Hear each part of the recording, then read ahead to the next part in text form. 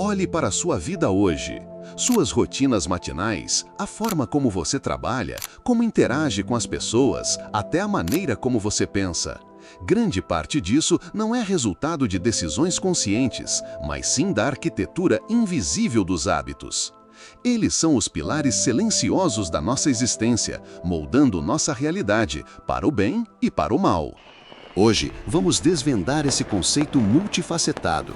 Mergulharemos na neurociência e na psicologia para entender como os hábitos são formados, por que eles são tão difíceis de quebrar e, o mais importante, como podemos gerenciá-los intencionalmente para otimizar nosso bem-estar, produtividade e sucesso. Nosso guia será um dos modelos mais renomados do mundo, o Loop do Hábito de Charles Duhigg. Prepare-se para compreender não apenas o que são os hábitos, mas como você pode se tornar o arquiteto da sua própria vida. Para começar, vamos à base de tudo. O que é, de fato, um hábito? A neurociência e a psicologia nos dão a resposta. Um hábito é um comportamento automático e inconsciente. Pense em quando você dirige. No início, cada ação exigia foco total. Hoje, você provavelmente dirige no automático enquanto pensa em outras coisas.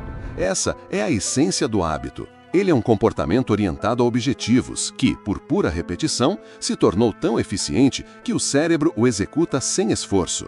Essa automação é uma função evolutiva. Nosso cérebro busca eficiência para economizar energia.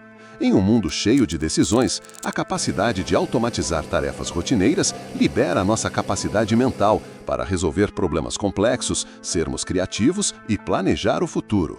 Mas essa mesma busca por eficiência tem um lado B.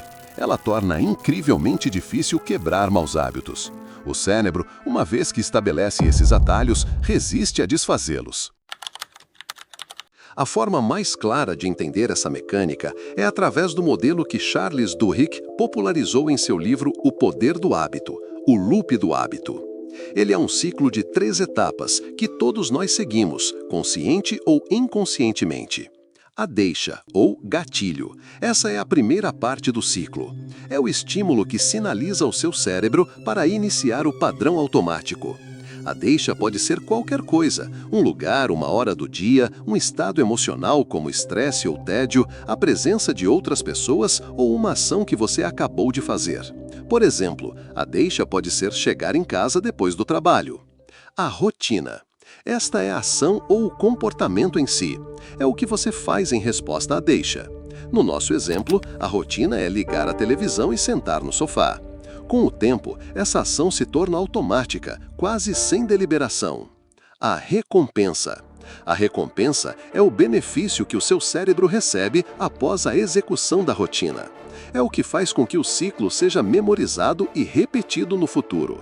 No nosso exemplo, a recompensa é a sensação de relaxamento e distração.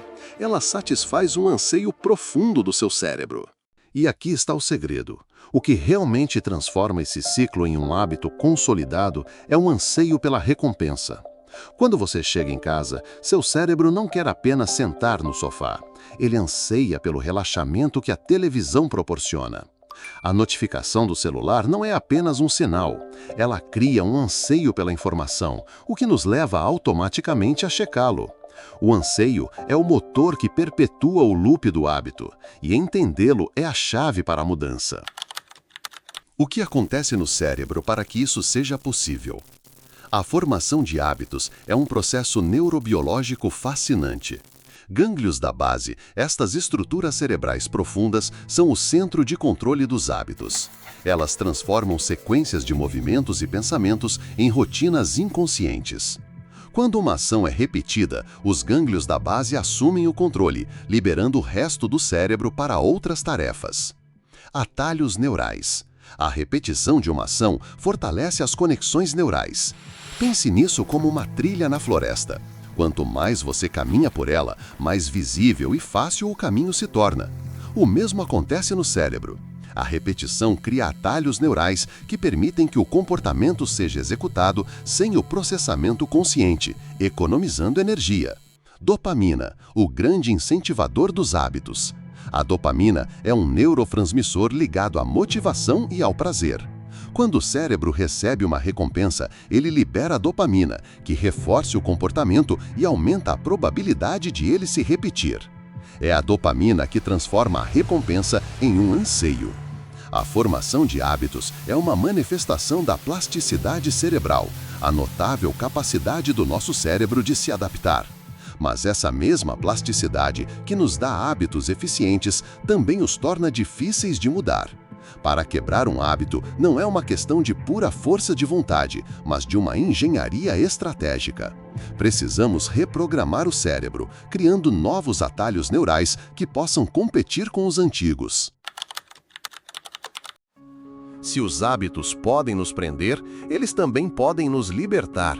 Hábitos positivos são ferramentas poderosas para otimizar diversos aspectos da vida. A rotina é a espinha dorsal da produtividade. Quando você tem um plano, não precisa improvisar. Preservação da força de vontade. A força de vontade é um recurso finito. Ao automatizar tarefas rotineiras, como responder a e-mails ou organizar sua mesa, você preserva sua força de vontade para decisões mais importantes e complexas, maximizando a produtividade ao longo do dia. Redução da ansiedade. Uma rotina consistente oferece uma sensação de controle e estabilidade. Saber o que esperar do seu dia reduz a ansiedade e o estresse, substituindo o caos por uma sensação de segurança. Infelizmente, a mesma mecânica que cria hábitos positivos também é a responsável por padrões comportamentais prejudiciais. Maus hábitos, como a má postura no trabalho ou a procrastinação, podem gerar uma série de prejuízos. Diminuição da produtividade. A dor e o desconforto de uma má postura desviam recursos atencionais. O cérebro está lutando contra o desconforto em vez de focar na tarefa. Prejuízos físicos e mentais. O sedentarismo é um dos piores exemplos. Ele não apenas aumenta o risco de doenças físicas, mas também está associado a uma maior propensão a transtornos mentais, como depressão e ansiedade. O uso excessivo de redes sociais, por exemplo, pode prejudicar a saúde mental e aumentar o estresse. Quebrar um mau hábito é um processo desafiador por uma série de razões.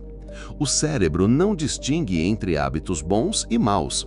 Ele simplesmente segue o caminho de menor resistência. Desfazer um atalho neural exige esforço contínuo.